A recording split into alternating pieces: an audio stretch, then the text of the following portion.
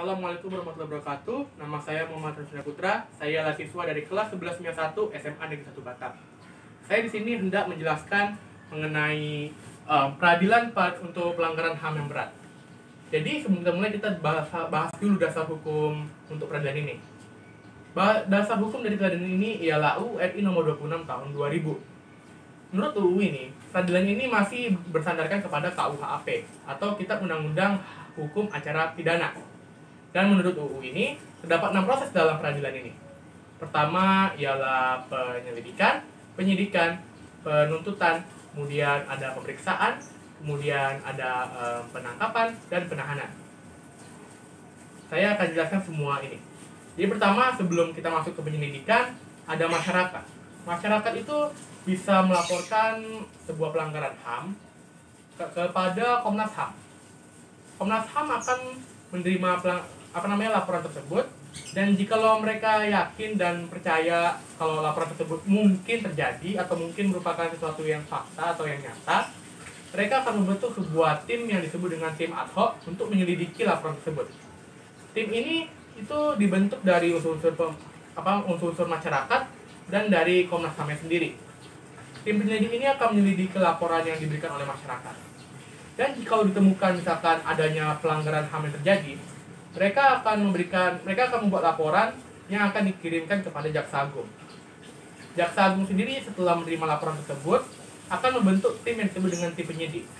Tim penyidik ini akan melakukan penyidikan dari laporan yang diberikan oleh Komnas HAM sebelumnya. Tim penyidik ini itu terdiri dari unsur pemerintah dan unsur masyarakat. Dan untuk menjadi bagian dari tim penyidik ini, nggak semua orang bisa melaksanakannya, nggak semua orang bisa masuk ke menjadi tim penyidik ini. Untuk menjadi anggota dari tim penyidik ini, seseorang harus merupakan WNI, setia dan loyal kepada Pancasila, kemudian memiliki sarjana hukum, memiliki gelar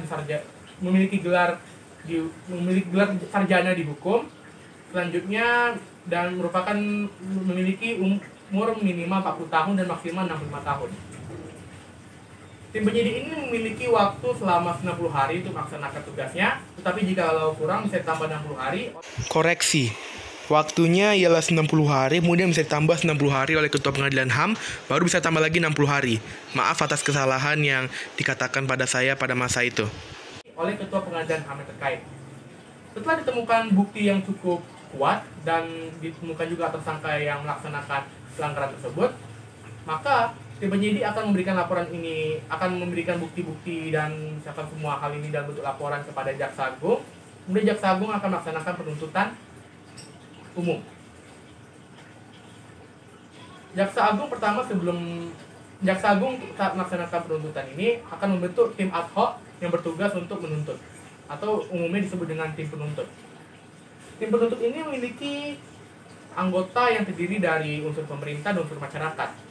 Dan setiap anggota itu harus memiliki klasifikasi yang sama, punya spesifikasi yang sama seperti tim penyidik sebelumnya, yakni minimal umurnya 40 tahun, selanjutnya loyal kepada Pancasila, merupakan WNI, dan seterusnya.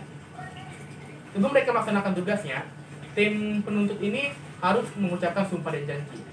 Karena sumpah dan janji cukup panjang, saya tidak akan mengucapkannya. Saya akan menuliskannya di deskripsi nanti.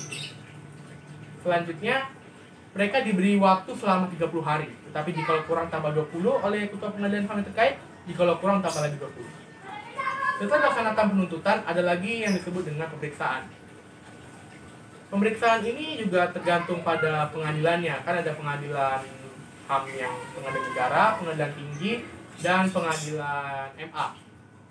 Atau dalam tingkat standar, tingkat bawah, menurut saya pengadilan negara, kemudian ada tingkat banding, kemudian ada tingkat kasasi.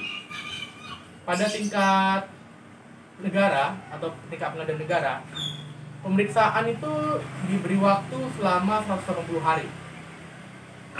Dan pemeriksaan dilaksanakan oleh majelis hukum yang terdiri dari 3 hukum ad hoc dan 2 hukum pengadilan negara.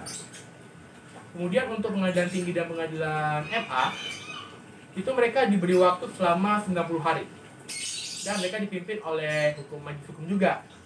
Dan diisi oleh 3 hukum ad hoc dan 2 hukum pengadilan HAM terkait. Jadi untuk pengadilan tinggi itu dari hakim pengadilan tinggi. Untuk MA itu dari hakim MA.